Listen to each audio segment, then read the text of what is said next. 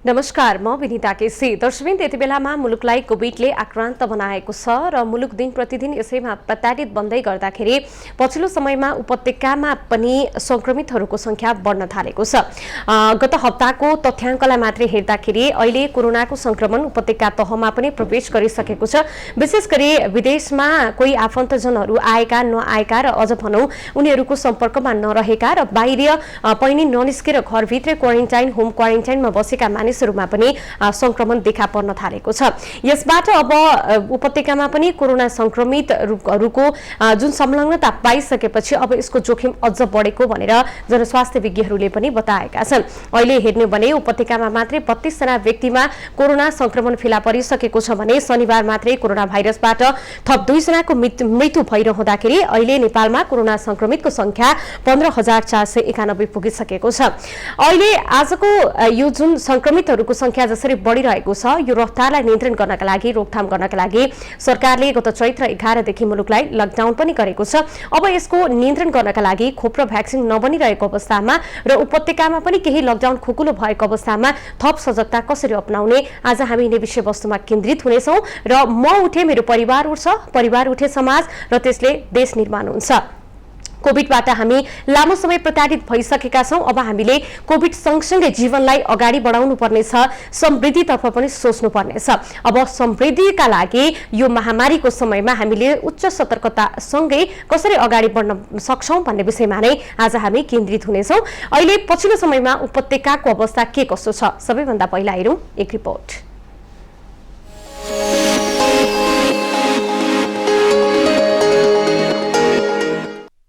Lockdown खुकुलो भएपछि उपत्यकामा कोरोनाको संक्रमण दर बढेको छ। स्वास्थ्य मन्त्रालयका अनुसार हालसम्म भेटिएका कोरोना संक्रमित मध्ये 6% ट्राभल हिस्ट्री नभएका रहेका छन्।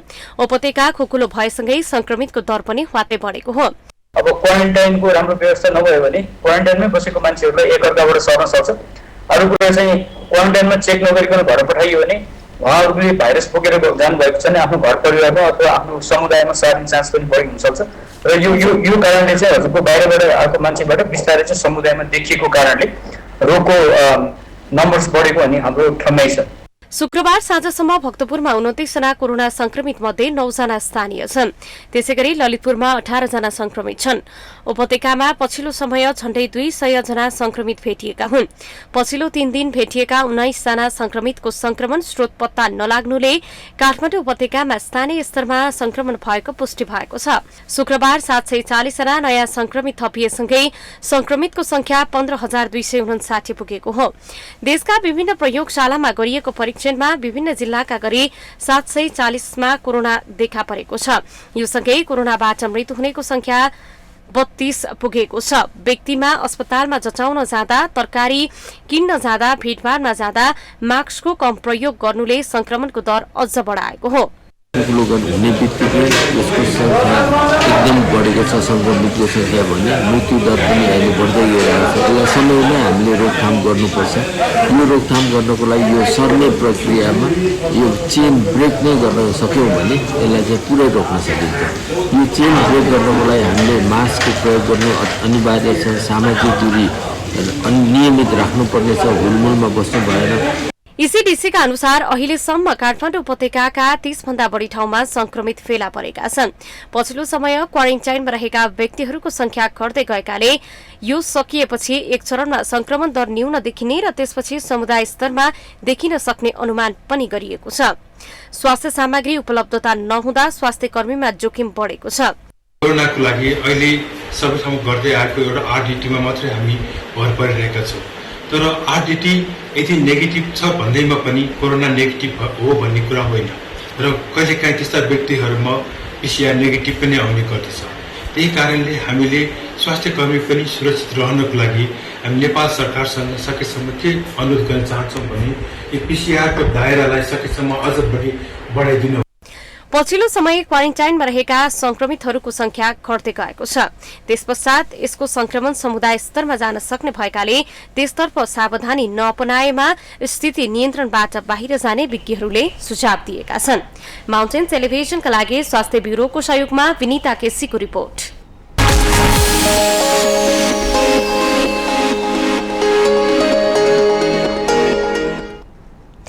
दर्शक शुक्रबार मात्रै कोरोनाबाट एकजनाको मृत्यु भएपछि यो जोखिम थप उच्च भएको छ र पछिल्लो समयमा कोरोना संक्रमितको संख्या उपत्यकामा मात्रै 32 पुगिरहँदाखेरि विशेष गरी स्वास्थ्य मन्त्रालयले पनि लकडाउनको खुकुलोपनाको यो विषयलाई राम्रोसँग ध्यान दिन नसक्दाखेरि आम सर्वसाधारणहरूले यसमा सतर्कता अपनाउन नसक्दाखेरि यो खालको परिस्थिति सिर्जना भएको भनेर बताएको छ र अहिले उपत्यकामा मात्रै हेर्नु भनेदेखि पछिल्लो समय झण्डै 200 जनामा चाहिँ संक्रमण देखा परेकोमा पछिल्लो 3 दिनमा भेटिएका 19 जना संक्रमितको संक्रमणको स्रोत अझै पनि पत्ता लागेको छैन। जस्तै काठमाडौँ उपत्यकामा उनीहरू आउनु र उनीहरूको जुन ट्राभलको हिस्ट्री पनि पत्ता नलागेको कारणले गर्दाखेरि यो जोखिम उच्च भएको छ। कोरोनाको जोखिम उच्च हुनुमा पछिल्लो समयमा विभिन्न कारक तत्त्वहरू मध्येमा अरू के छन् त हामी कतिको जोखिममा छौं हेरौं अर्को रिपोर्ट।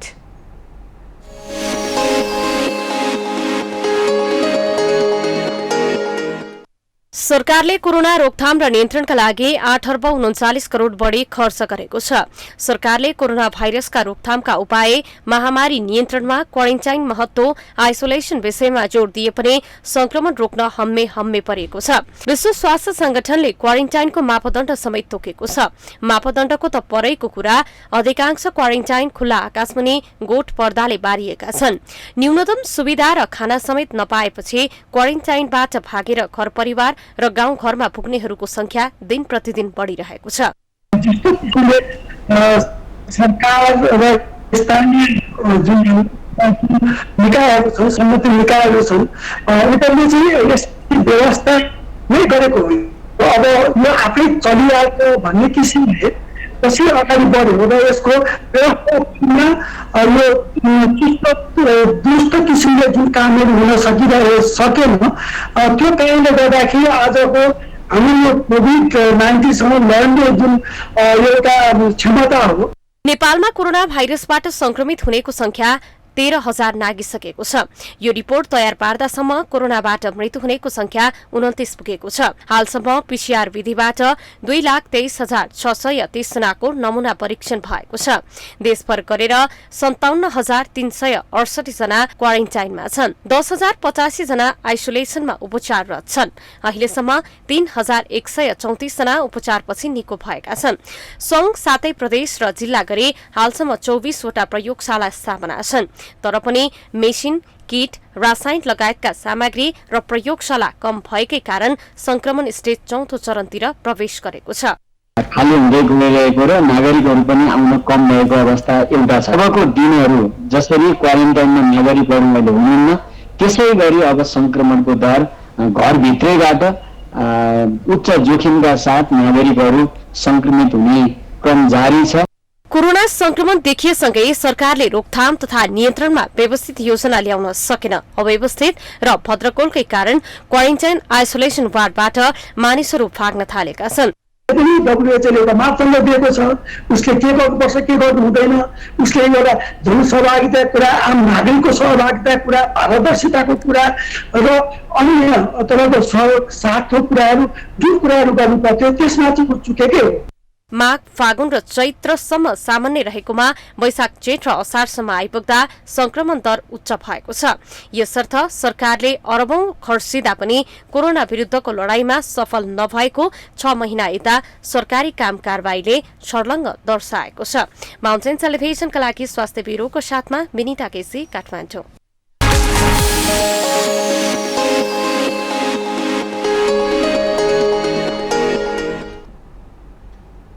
दर्शक, आज हामी कुराकानी गरिरहेका छौं कोभिडको संक्रमण जसरी उच्च बन्दैछ यसले समाजमा ल्याउने एउटा लक्षणहरू वा यसले लिन आउन सक्ने जोखिम पनि दिन प्रतिदिन बढ्दै गइरहेको छ।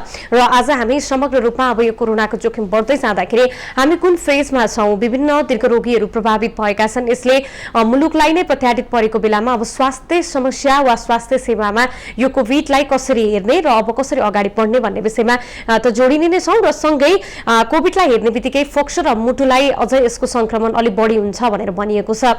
यो कोरोनासँग कसरी यो मुटु रोगीहरूले चाहिँ आफूलाई ख्याल राख्ने र मुटु रोगसँग बस्नका लागि चाहिँ हामीले के गर्नुपर्छ, आज हामी यिनै विषयवस्तुमा पनि कुराकानी गर्नेछौँ। यति बेलामा हामीसँग कुराकानी गर्नका लागि मुटु रोग विशेषज्ञ डाक्टर प्रेमराज वैद्य हुनुहुन्छ। स्वागत छ यहाँलाई। नमस्कार। अहिले रुसाब यो अब पछिल्लो केही हप्तादेखि चाहिँ यो उपत्यकामै कोभिडको संक्रमण देखा पर्न थाल्यो। हजुर, यो विषयलाई कसरी हेर्ने?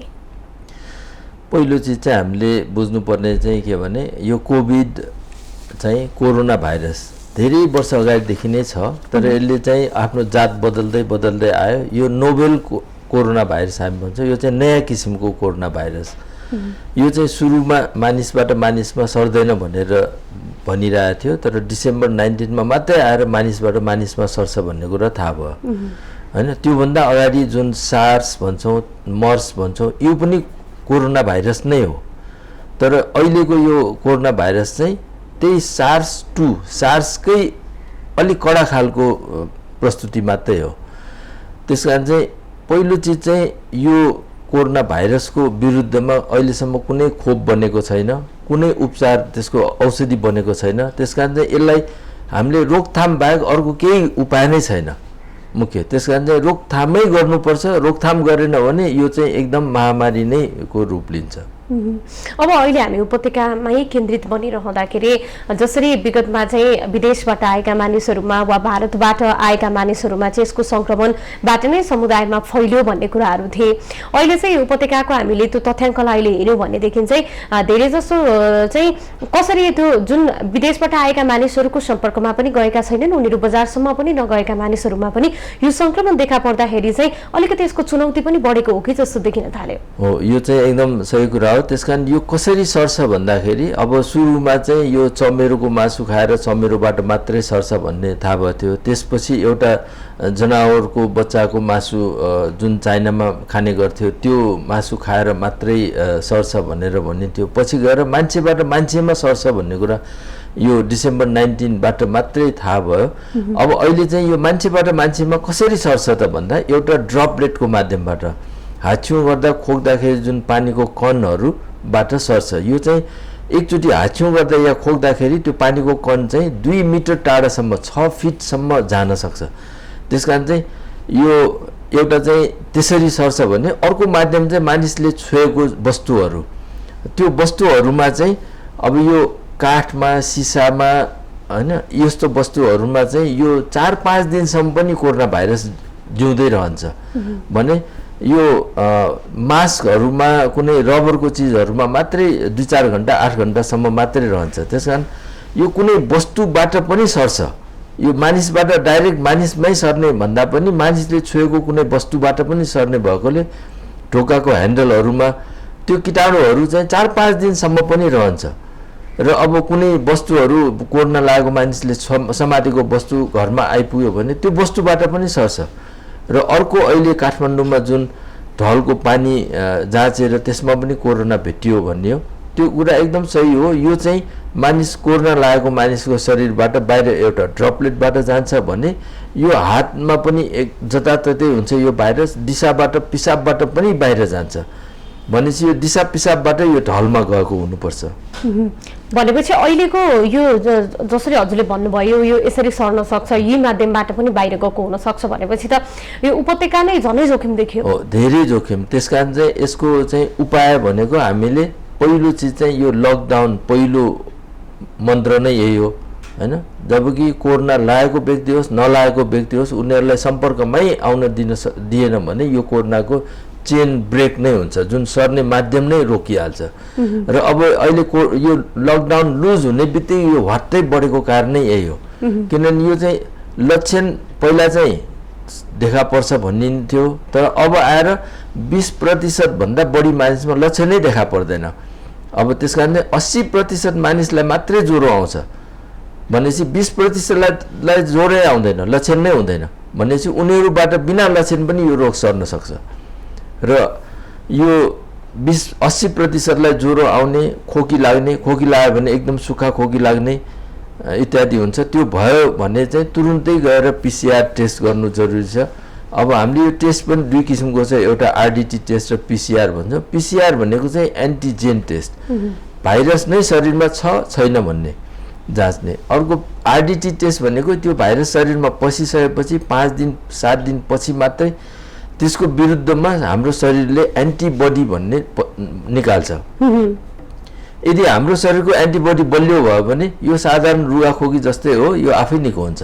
भनेपछि 80% मानिसमा यो रोग चाहिँ आफै निको हुन्छ भनेपछि 15%मा मात्रै अलिकति कडा रूप लिन्छ। त्यसमध्ये पनि 2% मान्छेहरू मात्रै अस्पतालमा आइसियुमै भर्ना हुनुपर्ने हुन्छ र मृत्यु दर भनेको सुरुमा चाहिँ चाइनाबाट सुरु हुँदाखेरि 0.2% मात्रै भनिन्थ्यो। अहिले अमेरिकासम्म पुग्दाखेरि 2% मृत्यु भयो। अहिले नेपालको तथ्याङ्क हेर्ने हो भने 0.2% भन्दा तलै छ अझै। तथ्याङ्कले यस्तो बताउँछ। अहिले जसरी यो जोखिम बढ्दै जाँदाखेरि चाहिँ अस्पतालहरूको अवस्था कस्तो छ भन्नाले अब केही अस्पतालहरूमा त यो कोभिड देखिसकेपछि सिल गर्नुपर्ने अवस्था पनि आएको थियो, त्यस पश्चात फेरि सुचारू भएको अवस्था पनि छन् र यो काठमाडौँ उपत्यकामा अलिकति खुकुलो हुने बित्तिकै चाहिँ अस्पतालमा आउने बिरामीहरूको चापहरू के कस्तो छ, के देखाइरहेछ? अहिले अस्पतालमा चाहिँ कोरोना भएरै भर्ना भएको अहिले थुप्रैवटा अस्पताल छन् जहाँ चाहिँ कोरोना भएरै भर्ना भएको, जस्तो अहिले टिचिङ हस्पिटलमा चाहिँ सबैभन्दा बढी सङ्ख्यामा छ भने अरू हस्पिटलमा चाहिँ 1, 2, 3 जना चाहिँ भर्ना भइरहेकै छ कोरोना भएर। त्यसकारण चाहिँ उनीहरूलाई पुरै आइसोलेट गरिरहेको छ र अहिले त्यो बिरामीसँग कन्ट्याक्टमा भएको सबै मान्छेलाई कम्तीमा 2 हप्ता चाहिँ क्वारेन्टाइनमा राख्नै पर्छ। घरमै बसे पनि त्यसलाई चाहिँ अलग्गै 2 हप्ता राख्नुपर्छ। 2 हप्ताभित्र चाहिँ एन्टिबडी हाम्रो शरीरले बनाएर त्यो भाइरसलाई मार्न सक्छ। त्यसकारण चाहिँ 2 हप्ता किन राख्ने भन्दाखेरि 1 हप्ताभित्रमै त्यो एन्टिबडी बन्न सुरु गर्छ, अर्को 1 हप्तामा त्यो भाइरस पुरै मार्न सक्छ। त्यसकारण चाहिँ 2 हप्ता यदि ज्वरो आएन भने त्यो चाहिँ रोगमुक्त भयो भन्ने कुरा हामीले बुझ्न सक्छौँ। हजुर, अहिले पछिल्लो समयमा चाहिँ जुन क्वारेन्टाइनको अवस्था छ, यो क्वारेन्टाइनको अवस्थामा चाहिँ झन् त्योभन्दा चाहिँ बेटर चाहिँ होम क्वारेन्टाइन नै हुन सक्थ्यो कि भन्ने कुराहरू पनि आइरहेको छ र क्वारेन्टाइनकै माध्यमबाट चाहिँ यो जोखिम थप बढेको कुरा नि आइरहेछ। हो, एकदम सही कुरा हो। क्वारेन्टाइनमा अब एकजना पनि यदि सङ्क्रमित भयो भने त्यहाँ बसेको सबैलाई यो सर्न सक्छ। घरमा भयो भने एकजना मात्रै अलग्गै बस्यो भने यो चाहिँ अरूलाई सर्नबाट रोक्न सकिन्छ। त्यसकारण चाहिँ क्वारेन्टाइनमा पनि यो हेल्थ एजुकेसन मतलब यो हेल्थ वर्करहरूलाई पनि पुरा ज्ञान हुनु पर्यो, यो कसरी सर्छ कसरी सर्न सक्दैन, यदि कोरोना भइसकेको मान्छेलाई कसरी उसलाई आइसोलेट गर्ने, उसँग सम्पर्क कसरी गर्न नदिने, ऊबाट अरूलाई रोग कसरी सर्न नदिने भन्ने कुरा चाहिँ हेल्थ वर्करहरूले पनि पुरै थाहा पाउनु पर्यो। किनभने यो एकदम नयाँ चिज भएकोले सुरुमा हामीलाई पनि थाहा थिएन हैन। त्यसकारण हामीले अब अहिले धेरै कुरा सिक्दै गयौँ, हेर्दै गयौँ, पढ्दै गयौँ र धेरै कुरा हामीले बुझ्यौँ। त्यसकारण चाहिँ अहिले हस्पिटलमा बस्नुभन्दा घरमै यदि सिम्टम नभएको खण्डमा मात्रै, यदि ज्वरो एकदम बढ्यो, एकदम खोकी, सास फेर्न गाह्रो भयो भने मात्रै अस्पतालमै बस्नुपर्छ, अन्यथा घरमै बस्नु सबभन्दा अति उत्तम हुन्छ। हजुर, अब अहिले सबैभन्दा समस्या भनेको अस्पतालमा नै छ र जो फ्रन्ट लाइनमा बसेर काम गरिरहेका मानिसहरू छन् उनीहरूलाई जस्तो सुरक्षाकर्मी, स्वास्थ्यकर्मी लगायत त्यस्ता व्यक्तिहरूमा नै अलिकति यसमा जोखिम देखिएको छ। अस्पतालले सेवा कसरी प्रवाह गरिरहेछ अहिले? अब अस्पतालमा अब सुरुको अवस्थामा भन्नुपर्दाखेरि मैले पनि अपरेसन गर्नलाई बिरामीको आरडिटी मात्रै टेस्ट गर्न सजिलोसँग हुन्थ्यो र आरडिटी मात्रै टेस्ट गर्यो, नेगेटिभ छ भने अपरेसन टेबलमा बिरामी सुताइसकेपछि अपरेसन सुरु गर्नु अगाडि छामेर हेर्दा ज्वरो छ जस्तो छ भने यसो ज्वरो हेर्दाखेरि 101 ज्वरो छ, अब के गर्ने, अपरेसन गर्नलाई बेहोस गरिसक्यो, अब अपरेसन त गर्नै पर्यो। अनि अपरेसन गरेर पिसिआर टेस्ट बिरामीको पठाएर बिरामीको पिसिआर टेस्टको रिपोर्ट नआएसम्म म पनि घरमै आइसोलेट भएर बसेँ हैन। 4 दिनमा रिपोर्ट आएपछि नेगेटिभ भएपछि मात्रै फेरि अर्को अपरेसन गर्न म गएँ। त्यसकारण अस्पतालको स्थिति चाहिँ अहिले अपरेसन गर्नुपर्ने बिरामीहरूलाई पिसिआर टेस्ट नगरिकन अब कुनै अस्पतालले पनि अपरेसन नगर्ने भनेर अहिले निर्णय गरिसकेको छ। त्यसकारण अहिले माइनर अपरेसन मात्रै हामी पिसिआर नगरिकन गरिरहेछौँ, तर मेजर अपरेसन चाहिँ सबै अपरेसनलाई पिसिआर टेस्ट गर्नै पर्छ। तर अब नेपाल सरकारले पिसिआर टेस्ट गर्नलाई चाहिँ यो ज्वरो नआएको बिरामीहरूलाई सजिलोसँग पिसिआर टेस्ट गर्ने कहीँ पनि छैन। त्यसकारण अहिले बिरामीले ढाँटेर मलाई ज्वरो आएछ भनेर पिसिआर टेस्ट गर्नुपर्ने अवस्था छ। बल्ल हिजोबाट मात्रै पाटन अस्पतालले 5,500 तिरेर अपरेसन गर्नुपर्ने बिरामीको पनि पिसिआर टेस्ट गर्ने निर्णय गरेको छ। योभन्दा अहिलेसम्म बिरामीले पिसिआर टेस्ट गर्न एकदम दुःख पाइरहेको थियो। त्यसकारण अब बल्ल पाटन हस्पिटलले गरेको छ र अब 4-5 दिन लाग्छ अझै रिपोर्ट आउन। त्यो अझै चाँडो भयो भने इमर्जेन्सी अपरेसनहरू गर्न सम्भव हुन्छ। तर अहिले पनि इमर्जेन्सी अपरेसन पर्दाखेरि बिना पिसिआर टेस्ट हामी अपरेसन गर्छौँ। त्यो अपरेसनको रिपोर्ट, त्यो पिसिआरको रिपोर्ट नआएसम्म बिरामी पनि डक्टरको टिम सबै हामी आइसोलेटमा त्यो रिपोर्ट नआएसम्म बस्छौँ र त्यो रिपोर्ट आएपछि नेगेटिभ आयो भनेपछि बल्ल हामी काममा जान्छौँ। तर योभन्दा अगाडि सुरुमा एकचोटि मेरो बिरामी त्यस्तै के भयो, बिरामीको टेस्ट पोजिटिभ आयो। पोजिटिभ आएपछि हामीहरू 2 हप्ता पुरै आइसोलेट भएर बस्नु पर्यो हस्पिटल स्टाफहरू। भनेपछि अब जो एउटा अपरेसन गर्नै पर्ने बिरामीहरूको त PCR गर्न थालियो नै, जो व्यक्तिहरूलाई चाहिँ आफूमा कोरोना छ कि भन्ने शङ्का छ उहाँहरूले पनि त्यहाँ गएर चाहिँ PCR टेस्ट गर्न सजिलै पाउनुहुन्छ अब? अहिलेसम्म चाहिँ सजिलै भन्दा लाइन धेरै लामो छ टेकु हस्पिटलमा र पाटन हस्पिटलमा। अब अहिले टिचिङमा अहिले प्राइभेट हस्पिटलमा पनि सुरु भइसकेको छ 1-2वटा हस्पिटलमा। अब उहाँहरूले सुरु गर्नुभएपछि अहिले प्राइभेटमा चाहिँ अहिले त्यति भुल भइसकेको छैन। अहिले प्राइभेट हस्पिटलको भनाइअनुसार चाहिँ हामी आजको भोलि नै रिपोर्ट दिन सक्छौँ भनेर भन्छ। अन्यथा टेकुमा पाटन हस्पिटलमा टिचिङमा चाहिँ कम्तीमा 4 दिन 5 दिन कुर्नुपर्छ। अहिले त यो जुन अस्पतालले सेवा दिँदाखेरि पनि यसमा यो स्वास्थ्य सामग्रीको गुणस्तरताको कुरा पनि आयो, अर्को स्वास्थ्य सामग्रीको उपलब्धताको कुरा पनि आयो र स्वास्थ्य कर्मीको जोखिम, यो 3टा विषयलाई चाहिँ कसरी हेर्ने? यो चाहिँ अझै भन्न गाह्रो छ, किनभनेदेखि यो अपरेसन नगर्यो भने बिरामी मर्छ, अपरेसन गर्यो भने डाक्टरै मर्न सक्छ। त्यसकारण अहिले संसारमा सबैभन्दा धेरै डाक्टर मरेको यही कोरोनाले मात्रै हो। त्यसकारण यो कोरोनाबाट बच्नको लागि चाहिँ अब डाक्टरहरूले पुरै PPE भन्छौँ हामी, पर्सनल प्रोटेक्टिभ इक्विपमेन्ट, त्यो प्रयोग गरेर मात्रै हामी अपरेसन गर्छौँ। तर गर्दा गर्दै पनि यो रोग सर्न सक्छ। यसको चाहिँ कुनै इन्सुरेन्स, कुनै यो बिमा अझैसम्म सुविधा छैन, किनभने डाक्टरहरूको चाहिँ यो कुरामा सुविधा, बिमाको सुविधा अनिवार्य हुनुपर्छ, किनभने उनले चाहिँ आफ्नो ज्यानै जोखिममा राखेर बिरामीको उपचार गर्नुपर्ने हुन्छ। उपचार नगरेको खण्डमा बिरामीको ज्यानै जान सक्छ। त्यसकारण चाहिँ यो चिज एउटा चाहिँ बिमाको अनिवार्य व्यवस्था हुनुपर्छ। र अब अरू सुविधाको हकमा चाहिँ हरेक हस्पिटलमा आइसोलेसन चाहिँ हुनै जरुरी छ। हामीलाई शङ्का लाग्ने बित्तिकै उसलाई चाहिँ पुरै आइसोलेट गरेर र त्यो बिरामीलाई सेवा गर्ने दिने यो स्वास्थ्य कर्मीहरू पनि पुरै आइसोलेसनमै बस्नुपर्ने हुन्छ र उनीहरूको लागि चाहिँ धेरै खतरा नै छ। हजुर, अब अहिले जसरी जुन प्रकारको जोखिम अहिले बढ्दैछ त्यसलाई धान्न सक्ने खालको कम्तीमा त्यो जो स्वाब सङ्कलन गरेर पोजिटिभ पाइसकेका सङ्क्रमितहरूलाई राख्नको लागि चाहिँ चाहे त्यो आइसियु होस् होइन वा आइसोलेसन क्षमता भएका ती बेडहरू, क्वारेन्टाइनहरू चाहिँ कतिको पर्याप्त छन्? त्यो चाहिँ निश्चय पनि पर्याप्त एकदमै छैन। त्यसकारण अझै पनि हामीले अझै रोकथामै गर्नुतिर बल गर्नुपर्छ। यो रोग बढ्दै गएपछि यो आइसियुमा भेन्टिलेटरमै राख्नुपर्ने बिरामीको सङ्ख्या बढ्दै जान्छ। जसरी इटालीमा चाहिँ आज 2 जना थियो, भोलि एकैचोटि 20 जानुभयो, पर्सि 40 जानुभयो, कहीँ पनि आइसियु खाली भएन, भेन्टिलेटर भएन। त्यसकारण चाहिँ अहिले यो चाहिँ संसारमै यो समस्या चाहिँ छ। त्यसकारण चाहिँ यसलाई रोकथामै गर्नुलाई पहिलो उपाय नै यो चाहिँ हामीले मास्क चाहिँ प्रयोग गर्नै पर्छ। अब मास्क चाहिँ 2 प्रकारको छ। यो अहिले मैले लगाएको मास्क चाहिँ यो N95 मास्क हो, अलिकति मोडिफाइड भएकोले यो KN95 भनिदिन्छ। यसमा चाहिँ यहाँ भल्भ छैन र यो मास्क चाहिँ 2 वे प्रोटेक्सन छ।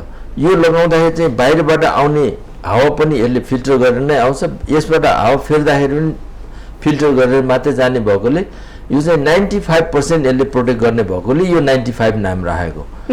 तर हाम्रो साधारण सर्जिकल मास्कले चाहिँ 1 वे मात्रै प्रोटेक्सन हुन्छ। तपाईलाई रोग लागेको छ भने त्यो रोग सिधै अर्को मान्छेलाई सर्नलाई त्यसले रोक्छ।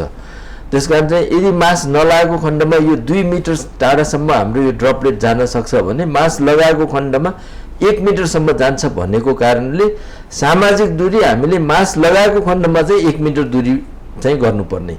यदि सामाजिक दूरी चाहिँ मास्क नलागेको मान्छे छ भने 2 मिटर टाढा नै बस्नुपर्छ। अहिले के छ जस्तो यो लकडाउनको समय जति जति बढेको छ त्यो बीचमा पनि यो अस्पतालहरूमा वा बजारमा नै भनौँ मास्क सेनिटाइजरहरूको अभाव पनि हामीले देखेकै हो होइन। त्यस पश्चात अलिकति यो मूल्य वात्तै बढेका कुराहरू पनि थिए। अहिले यो मास्क लगाएर वा नलगाएर हिँड्ने मान्छेको सङ्ख्या चाहिँ कस्तो छ, यो तथ्याङ्क के छ? यो चाहिँ 90% मानिसहरूले नेपालमा चाहिँ मेरो विचारले मास्क अझै लगाएको छैन र अब अहिले इन्डियामा, साउथ इन्डियामा मास्क नलगाएको मानिस भेट्यो भने 5000 रुपियाँ जरिवाना गर्ने नियम लगाएपछि त्यहाँ चाहिँ अहिले 99% मान्छेले मास्क लगाएको अवस्था छ। त्यसकारण यो चाहिँ नेपाल सरकारले पनि यदि मास्क नलगाएको व्यक्ति सडकमा हिँडिरहेछ भने उसलाई चाहिँ केही चाहिँ जरिवाना गर्ने नियम राखियो भने यो मास्क चाहिँ 99%ले मास्क लगाउँथ्यो होला। आधा रोग चाहिँ हामीले यहीँ ब्रेक गर्न सक्छौँ, रोकथाम गर्न सक्छौँ। र अब रोकथाम गर्ने अहिले मैले मास्क लगाउने र सामाजिक दूरी भने जस्तै कसैलाई शङ्का भइहाल्यो भने तुरुन्तै PCR टेस्ट गर्न सक्ने ठाउँहरू चाहिँ अझै बढाउनु पर्यो र टेस्ट गरेपछि शङ्का लागेको खण्डमा चाहिँ उसलाई आइसोलेट नै गर्नु पर्यो, उसँग कन्ट्याक्ट भएको सबैलाई क्वारेन्टाइनमै राख्नु पर्यो। यसरी मात्रै यो रोकथाम गर्न सम्भव छ। हजुर, अब यो जसरी यो जोखिम बढिरहेको छ यसलाई सचेतै हेर्दाखेरि अस्पतालहरूले जुन इमर्जेन्सी सेवा त दिइरहेका छन् होइन, अनि अर्को कुरा जस्तो इमर्जेन्सी परेका बिरामीलाई मात्रै अपरेसन लगायतका अन्य खालको सेवाहरू अहिले प्रवाह गरिरहेको अवस्थामा कतिपय दीर्घरोगी बिरामीहरू पनि प्रभावित भएको, जस्तो हामीले किडनीको बिरामीहरूलाई यसमा इक्जाम्पलको रूपमा हेर्न सक्छौँ होइन, उहाँहरूको डायलिसिसको कुराहरू पनि जोडिएका छन्। यसो समग्र सेवामा नै प्रभाव पनि पर्यो। एकदम सही हो। यो चाहिँ जुन डायलाइसिस गर्नुपर्ने बिरामीहरू, दीर्घ रोगीहरू, क्यान्सरको बिरामीहरूको चाहिँ इम्युनिटी, हाम्रो रोगसँग लड्ने क्षमता चाहिँ एकदमै कम हुने भएकोले र श्वास प्रश्वासको रोगीहरू, यो दम खोकीको रोगीहरू, यो बाहेक मुटुको रोगी, यिनीहरू सबैको चाहिँ इम्युनिटी एकदम कम हुन्छ र उमेर 65 भन्दा नआएको मानिसहरूको पनि इम्युनिटी कम हुन्छ। त्यसकारण चाहिँ यो रोगी र उमेर धेरै नआएको मानिसहरूलाई चाहिँ विशेष ध्यान दिन पर्यो। उनीहरूले पनि आफूले पनि ध्यान दिन पर्यो, उनीहरूसँग कन्ट्याक्टमा आउने चिजहरू पनि रोक्नु लाउनु सक्नु पर्यो। र अहिले धेरै मृत्यु भएको नेपालमा चाहिँ तथ्याङ्क अनुसार चाहिँ अस्ति नै 32 जना पुग्दाखेरि 27 जना बिरामी चाहिँ मृत्यु भएको मानिसहरू सबै म्याक्सिमम चाहिँ यो किडनी ट्रान्सप्लान्ट गरेको मान्छे र डायलाइसिस गरेको मान्छे सबभन्दा धेरै थियो भने श्वास प्रश्वासको रोगीहरू चाहिँ 2-3 जना थिए, मुटु रोगी 2-3 जना थियो। त्यसकारण चाहिँ उनीहरूलाई चाहिँ हामीले विशेष प्राथमिकता दिएर अलिकति रोग लाग्ने बित्तिकै सुरुमै अस्पतालमा भर्ना गरेर उनीहरूलाई आइसोलेट गर्न सक्यो भने अझै रोकथाम गर्न सकिन्छ। र अर्को कुरा चाहिँ यो इमर्जेन्सी भनेको चाहिँ यो कोरोनाले पनि कहिले पनि रोकिएन। इमर्जेन्सी भनेको चाहिँ सधैँ इमर्जेन्सी हुन्छ। जस्तो कोरोनाकै बिचमा हार्ट एट्याक भएर मृत्यु भएको सङ्ख्या पनि धेरै छ। जस्तो मैले हेरिरहेको बिरामी, न्यू रोडमा घर भएको बिरामी अलिकति छाती भारी भयो भनेर मलाई फोन गर्ने बित्तिकै लकडाउनको बेलामा छाती भारी भयो, मुटुको रोगी, पहिलादेखि ऊ औषधि खाइरहेको बिरामी 45-46 वर्षको, मैले भने तुरुन्तै गङ्गालाल अथवा नर्विक अस्पताल मुटुको जहाँ तुरुन्त उपचार हुन्छ त्यहीँ जानुपर्छ भनेपछि लकडाउन छ। उनीहरू मोटरसाइकल लिएर बाहिर निस्किने बित्तिकै पुलिसले जान दिएन, रोक्यो, उनीहरू फर्किए र भोलिपल्ट उनीहरू फेरि पास बनाएर उनीहरू गङ्गालाल जाँदा बाटोमै उसको मृत्यु भयो। त्यस कारण यो चाहिँ एकदम भयानक, यो चाहिँ बिरामीहरूले नबुझेको एउटा कुरा चाहिँ इमर्जेन्सी भनेको एकदम सधैँ इमर्जेन्सी हो। त्यो कसैले पनि रोक्न सक्दैन, न कोरोनाले रोक्न सक्छ न पुलिसले रोक्न सक्छ। र त्यसपछिको अर्को घटना चाहिँ पुलिसले त्यस्तै रोक्दाखेरि मैले पुलिससँग फेरि कुरा गरेर उसलाई चाहिँ हामीले नर्विकमा आइपुग्यो र उसलाई चाहिँ एन्जियोप्लास्टी गरेर बचाउन सफल भयो एकजना होइन। त्यस कारण चाहिँ यो इमर्जेन्सी भनेको केही चिजले पनि रोक्दैन होइन। हामी पहिला भन्थ्यौँ यो राजाले पनि रोक्न सक्दैन भन्थ्यौँ, अब त राजा नै छैन होइन। तर भन्यो कि इमर्जेन्सी भनेको केही चिजले पनि रोक्दैन। त्यसमाथि पनि यो कोरोनाले मुटुको रोगी र फोक्सोको रोगीमा चाहिँ सबभन्दा बढी असर गर्छ होइन। मुख्य चाहिँ योले अहिले अब पहिला धेरै कुरा थाहा थिएन, अब बिस्तारै थाहा हुँदै आयो। कोरोना हुँदाखेरि त सबभन्दा पहिला चाहिँ रगतहरू नै बाक्लो भएर जम्दो रहेछ भनेपछि मसिनो धमनीहरूमा रगत जम्दो रहेछ। जसरी फोक्सोको भित्रको रक्तनलीमा जम्दो रहेछ, मुटुको आफ्नो रक्तनलीमा पनि जमेर हार्ट एट्याक हुँदो रहेछ, मस्तिष्कमा पनि यो रक्तनलीहरू बन्द भएर पुरै बेहोस भएर भेन्टिलेटरमा राखेर पनि न फोक्सोले काम गर्छ न ब्रेनले काम गर्छ, रगतहरू सबै जम्छ। त्यसकारण एकजना कार्डियोलोजिस्ट चाहिँ अहिले साउदी दुबईमा काम गर्नुहुने एकजना कार्डियोलोजिस्ट, उहाँ चाहिँ जर्मनबाट फर्केर आउनुभएको थियो, यो लकडाउनको अलि अगाडिको घटना हो। उहाँ आउनुभएपछि उहाँलाई एयरपोर्टमै PCR टेस्ट गरियो र घर जानुभयो, उसलाई केही पनि लक्षण थिएन र उहाँ घर पुगेर भोलिपल्ट बिहान फोन आएछ तपाईँको रिपोर्ट नेगेटिभ छ भने खुसी भएर अनि सबै परिवारसँग बसेर बिहान चिया खाँदै गर्दा फेरि फोन आएछ, अलि सस्पेक्टेड भयो, तपाईँ एकचोटि अस्पताल आउनुहोस् भनेपछि ऊ आफै डक्टर भएको हिसाबले सस्पेक्ट भन्ने बित्तिकै ऊ चाहिँ आइसोलेसनमा हस्पिटलमै बस्छु भनेर आफै काम गर्ने हस्पिटलमा गएर आइसोलेसनमा गएर बस्नुभयो र फेरि दोहोऱ्याएर टेस्ट गरेपछि पोजिटिभ 100% पोजिटिभ आयो र भर्ना गरेर आइसोलेसनमा राखेपछि भोलिपल्ट मात्रै उहाँलाई ज्वरो आयो। ज्वरो आएपछि यति भयानक भयो कि उहाँ चाहिँ मर्ने र बाँच्नेको दोधारसम्म पुग्नुभयो। तर भाग्यवश के भने उहाँको साथीले अमेरिकाबाट दोस्रो दिन नै फोन गरेर अरू सबै चिज जेसो गरेर रगत पातलो हुने एउटा इन्जेक्सन लगाऊ भन्दाखेरि त्यहाँ डाक्टरहरू कोही पनि मानेन, तर ऊ आफैले किनेर आफैले लगाउन थाल्यो दोस्रो दिनबाट।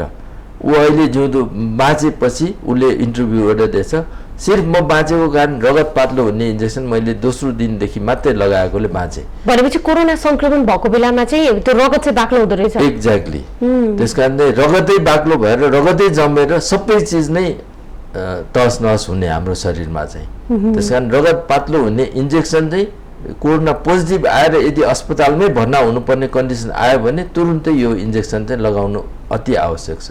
हजुर, अब अघि पनि यहाँले पनि भनिसक्नुभयो यो कोभिडसँग अहिले सबैभन्दा अलिकति प्रताडित भएको रोग भनेको मुटु र फोक्सोलाई नै हामी हेर्न सक्छौँ। यी दुवै हाम्रो शरीरको निकै महत्त्वपूर्ण होइन, अझ फोक्सो पनि त्यत्तिकै महत्त्वपूर्ण छ। यी दुईटालाई हेर्दाखेरि अहिले यो कोभिडकै यो संक्रमण नै भएको बिरामीहरूको अस्पतालमा आउँदाखेरिको अवस्था के छ, अलिकति तथ्याङ्कले के भन्छ यो गत चैत्रदेखि अहिलेसम्म आइपुग्दाखेरि?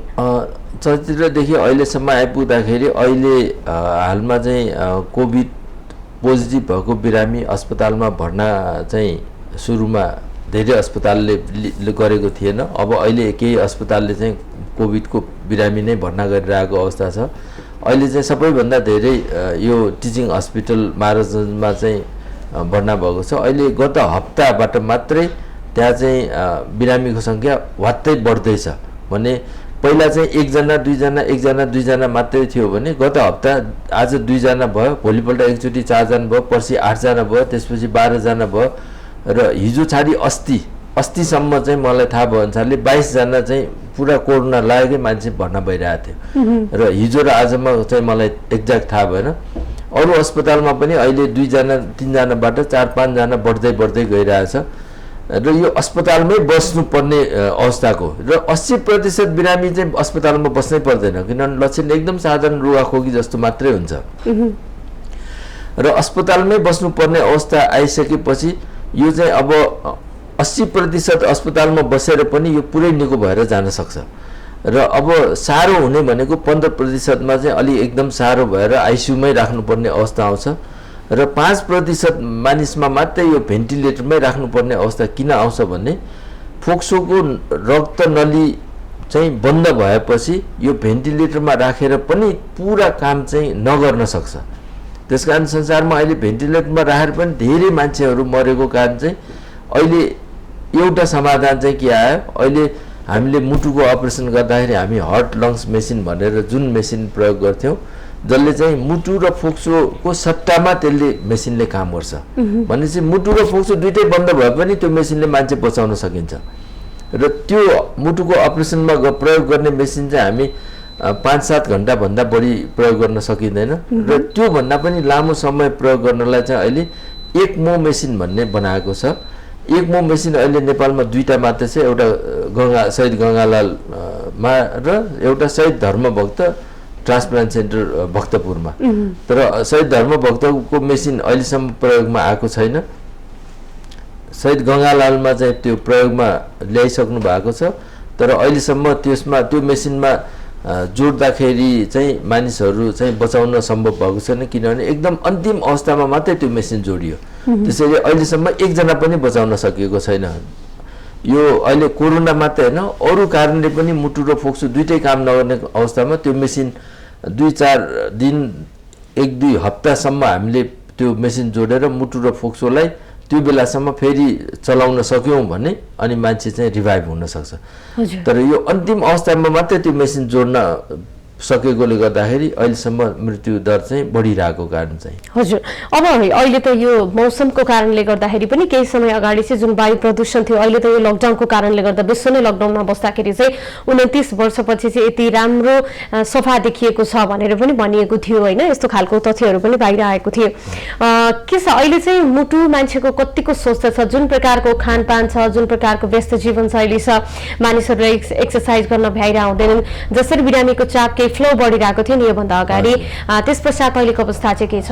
त्यो चाहिँ एकदमै सही कुरा हो। यो लकडाउनले गर्दा धुलोको कणहरू यति कम भयो कि सबैभन्दा दम खोकीको बिरामीहरू चाहिँ 90% बिरामीहरू चाहिँ उनीहरू एकदम राहत पाएको जस्तो भएको छ। यो धुलोले गर्दाखेरि जुन असर गरिरहेको थियो 90% बिरामीहरूले चाहिँ मैले हेरिरहेको धेरै बिरामीहरूले पहिला अक्सिजनमा बस्नुपर्ने बिरामी यो लकडाउन पछि अक्सिजन नै छोडेर उनीहरू हिँडडुल गर्न सक्ने भएको छ। त्यस कारण चाहिँ यो धुलोको कणहरू चाहिँ यो हामीले 20 माइक्रोन भन्छौँ धुलोको कति मसिनो कण भनेर, जति मसिनो कण भयो त्यति हाम्रो शरीरलाई खराब गर्छ। त्यस कारण 20 माइक्रोन भन्दा तलको धुलोको कण भयो भने हाम्रो श्वास प्रश्वासबाट रगतमै जान्छ र रगतमा गएर हाम्रो मुटुको धमनीहरूलाई बिगारेर हार्ट एट्याक हुन सक्ने चाहिँ सम्भावना धेरै छ। र यो 20 माइक्रोनदेखि 40 माइक्रोनसम्मको धुलोको कणहरूले फोक्सोलाई एकदमै असर गर्छ। अब त्योभन्दा बढीको चाहिँ धुलोको कणहरू यदि मास्क मात्र लगायो भने पुरै रोक्न सकिन्छ भने यो 40 माइक्रोन भन्दा माथिको यो मास्कले 100% नै रोक्न सक्छ। 40 देखि 20 माइक्रोनसम्मको चाहिँ यसले 95% नै रोक्न सक्छ। त्यसकारण चाहिँ मास्क चाहिँ अनिवार्य रूपले लगाउनै पर्छ। यो कोरोना लागेर होस् कोरोना नलाग्दा होस् धुलोको कणहरू रोक्नलाई पनि मास्कको प्रयोग गर्नु जरुरी छ। अब मुटुलाई स्वस्थ राख्नको लागि चाहिँ के गर्नुपर्छ? मुटुलाई स्वस्थ राख्नलाई पहिलो चिज चाहिँ हिँड्नै पर्यो। अब यो लकडाउनमा चाहिँ हिँड्न नै दिइएन, यो चाहिँ सरासर गलत हो। म त भन्छु हिँड्न चाहिँ पर्छ। मानिसहरूलाई बिहानको एउटा टाइम फिक्स गरेर कम्तीमा आधी घन्टा सबै मान्छेलाई हिँड्न चाहिँ दिनुपर्छ। तर मास्क अनिवार्य, मास्क नलगाइकन हिँड्न पाइँदैन। मास्क नलगाइकन हिँड्ने मानिसलाई जरिवानाको एउटा व्यवस्था गर्नै पर्छ। र मास्क लगाएर हिँड्न सक्यौँ भने कोरोना चाहिँ 99% चाहिँ यो फैलिँदैन। त्यसकारण चाहिँ यो पहिलो फैलिने भनेको यो ड्रपलेटबाट, दोस्रो फैलिने भनेको हामीले समात्ने सामानहरू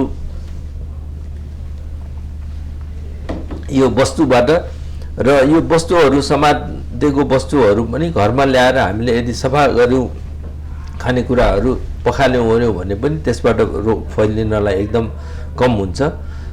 त्यसकारण चाहिँ मुटु रोगीहरूलाई चाहिँ म अनिवार्य रूपले के भन्छु, इमर्जेन्सी पर्यो भने अस्पतालै जाने। लकडाउनले पनि रोक्दैन, कोरोनाले पनि रोकिँदैन। यदि इमर्जेन्सी परेको छैन भने अनिवार्य रूपले दैनिक आधी घन्टा बिहानै हिँडडुल गर्नुपर्छ। तर मास्क लगाएर चाहिँ बाहिर निस्किनु पर्यो। हजुर। अब सरकारले जसरी यो मुलुकलाई लकडाउनमा राखेको लामो समय भइसक्यो, तर केही समय अगाडि अलिकति खुकुलो गर्दाखेरि संक्रमितको संख्या पनि उत्तिकै बढेको छ। यो कारणले पनि अलिकता आम सर्वसाधारणहरूमा अलिकति डर पनि देखिएको छ, त्रास पनि देखिएको छ। एकतर्फ खोप छैन, भ्याक्सिन छैन होइन। अब जसरी यहाँले अघि पनि भन्नुभयो स्वास्थ्य कर्मीहरूलाई एकदमै जोखिम छ भनेर केही अगाडि स्वास्थ्य बिमाको कुराहरू पनि आएको थियो होइन। अहिले समग्र रूपमा यसरी हेर्दाखेरि चाहिँ स्वास्थ्य कर्मीहरूको मनोबललाई उत्साह राख्नको लागि चाहिँ सरकारले गरेका कामहरू पर्याप्त छ वा छैन, यसमा चाहिँ के छ तपाईँहरूको प्रतिक्रिया? यस्तो जोखिम मोलेर काम गरिरहनु भएको छ तपाईँहरू? यो चाहिँ सरकारले गरेको चाहिँ अझै पुगेको छैन भन्छु म चाहिँ। अझै गर्नुपर्छ। फ्रन्ट लाइनमा बस्ने सबैको चाहिँ 100% बिमा चाहिँ हुनै पर्यो है। यो बिमा भएपछि मात्रै उनीहरूको मनोबल बढ्छ। केही पर्यो भने आफ्नो परिवारलाई त केही हुन्छ भन्ने कुरा। त्यसकारण आफू चाहिँ पुरै जोखिममा पुरा लडाइँ खेल्न गएको जस्तै हो यो है। मरिन्छ बाँचिन्छ कसैलाई थाहा छैन। त्यसकारण चाहिँ यसमा सरकारले चाहिँ यो PPE भनेको जुन चिज चाहिँ हरेक दिन फेर्नुपर्छ, यो चाहिँ पर्याप्त मात्रामा पुगेको छैन। यो चाहिँ सरकारले पर्याप्त मात्रामा ठाउँ ठाउँमा पुर्याइदिनु पर्यो। यो चाहिँ अर्को एउटा चाहिँ अहिले जसरी अस्ट्रेलियामा पनि बढेको कारणले फेरि 1 महिनाको लकडाउन सुरु भएको छ अलिक कडा किसिमले। त्यसै गरी नेपाल सरकारले पनि मेरो विचारमा यो रोगलाई रोकथाम गर्ने हो भने फेरि अलिक कडा किसिमले लकडाउन पुरै एकदम लकडाउनै नगरेर अलिक कडा किसिमले इमर्जेन्सी बाहेक अरू सबैलाई रोक्न सक्यौँ भने पनि यो अझै ब्रेक गर्न चाहिँ सकिन्छ। हजुर, अब यो लकडाउनलाई नै लम्ब्याइरहँदाखेरि एकातर्फ आम जीवनमा प्रत्यक्ष प्रभाव पर्ने कुरा पनि छँदैछ, फेरि अर्को यो संक्रमणको दर अगाडि बढ्दाखेरि जीवनै नरहे अरू के काम भन्ने कुराहरू पनि छ होइन। यसमा चाहिँ सरकारले कसरी सावधानी अपनाउँदै चाहिँ अब हामीले भनौँ न समृद्धिका लागि पनि उठ्नुपर्नेछ नि त, कसरी चाहिँ जीवनलाई चाहिँ अगाडि बढाउनु पर्ला? अब सरकारले पनि अलिकति राहत दिनु पर्यो। सबैभन्दा चाहिँ अब यो व्यापारीहरू करहरू चाहिँ यो लकडाउन अवधिमा यो सबै छुट गर्नु पर्यो, भाडाहरू सबै छुट गरिदिनु पर्यो। अन्यथा चाहिँ यो कमाइ गर्न सकिएन भने यो तिर्न सकिँदैन। त्यसकारण लकडाउन चाहिँ अलिकति टाइट चाहिँ गर्नै पर्छ। अझै यो रोग अझै कति महिना कति वर्ष लम्बिन्छ कसैले भन्न सक्ने अवस्था छैन। र अब नेपालमा चाहिँ भाग्यवश नेपालीहरूको इम्युनिटी विदेशीहरूको भन्दा बढी भएको कारणले गर्दाखेरि यो रोग चाहिँ अझै हाम्रो शरीरले यसलाई धान्न सकिरहेछौँ भनौँ हैन। त्यसकारण अहिले जुन मानिसहरू सम्पर्कमै नआएको मानिसहरूलाई पनि रोग सर्यो भनेको सम्पर्कमा अवश्य पनि कुनै न कुनै माध्यमबाट सम्पर्क नआइकन यो रोग सर्दैन, किनभने यो कीटाणु हो।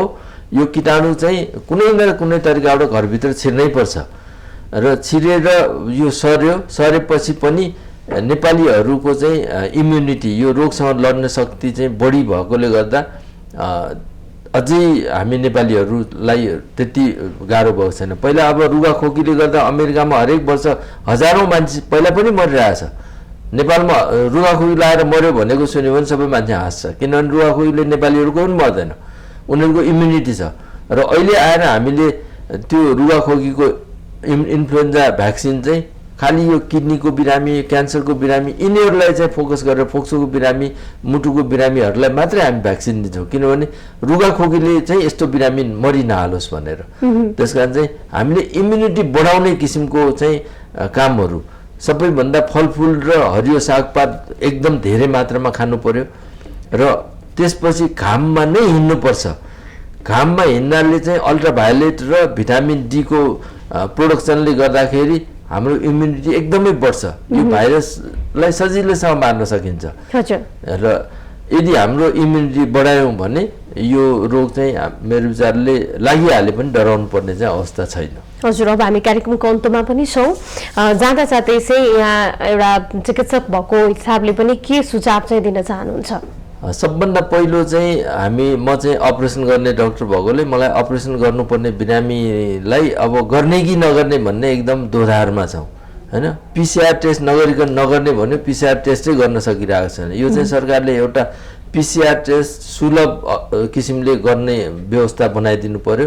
हिजो मात्रै पाटन अस्पतालले अब 5,500 लिएर पिसिआर टेस्ट गर्ने भन्ने निर्णय गरेको छ। र अरू सर्वसाधारणको लागि यो रोग नसर्नको लागि हामीले मास्कको प्रयोग आफैले बनाएको मास्क भए पनि हुन्छ, एटलिस्ट कमसेकम एकतर्फी त यो रोग फैलिनबाट रोक्छौँ। सकिन्छ भने N95 मास्क नै हरेक दिन नै धोएर नै प्रयोग गर्नुपर्छ र हरेक दिन धुँदा चाहिँ कसरी धुने? धुँदा एकदम साधारण सर्फ पानी अथवा स्याम्पू पानीमा जस्ट रब नगर्ने, त्यो भुवा निस्किन्छ, खालि रिन्ज मात्रै गर्ने भन्छौँ। त्यसपछि त्यहाँ भएको कीटाणुहरू त्यो त्यहाँबाट पखालिन्छ। भोलिपल्ट फेरि प्रयोग गरौँ, भोलिपल्ट फेरि सफा गरौँ र एभ्रीडे त्यसलाई सफा गर्दै चाहिँ युज गर्न सकिन्छ। हजुर, र मास्कको प्रयोग बाहेक अर्को सामाजिक दूरी चाहिँ काम गर्नुपर्छ। मास्क लगाएको मानिसहरू छ भने 1 मिटरको दूरी, छैन भने 2 मिटरको दूरीमै बस्नुपर्छ। आफूलाई शङ्का केही लागिहाल्यो भने तुरुन्तै पहिला आइसोलेट भएर बस्नु पर्यो, कसैलाई सर्न रोक्नु पर्यो र पिसिआर टेस्ट अनिवार्य रूपले गर्नु पर्यो।